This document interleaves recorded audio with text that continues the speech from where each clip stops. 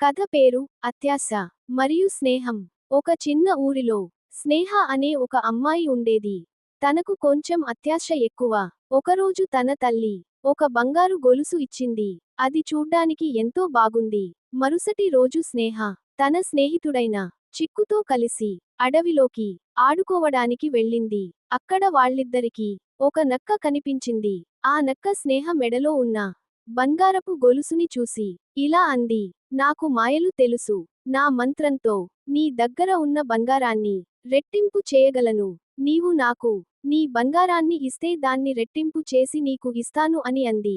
ఆ మాటలు విని స్నేహ ఆశపడింది. కాని చిక్కు వద్దని హెచ్చరించాడు. ఆ నక్క చూడ్డానికి నమ్మకంగా లేదు. మనల్ని మోసం చేసేటట్టు ఉంది. మనం జాగ్రత్తగా ఉండాలి అని చెప్పింది. కానీ స్నేహ అత్యాశకు పోయి చిక్కు చెప్పిన మాటలను పట్టించుకోలేదు.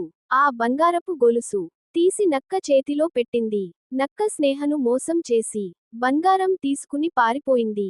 స్నేహ చాలా బాధపడింది. అప్పుడు చిక్కు స్నేహాన్ని ఓదార్చుతూ, ఏం పర్లేదు స్నేహ, మనం వెళ్ళి ఆ నక్కని వెతికి మన బంగారు గొలుసు తీసుకుందాం అని చెప్పాడు. అలా చాలా సేపు వెతికిన తర్వాత ఆ నక్క ఒక పొదల చాటున దాక్కొని ఉండడాన్ని చిక్కు గమనించాడు. ఆ నక్కని పట్టుకుని స్నేహ యొక్క బంగారు గొలుసు వెనక్కి తీసుకున్నారు.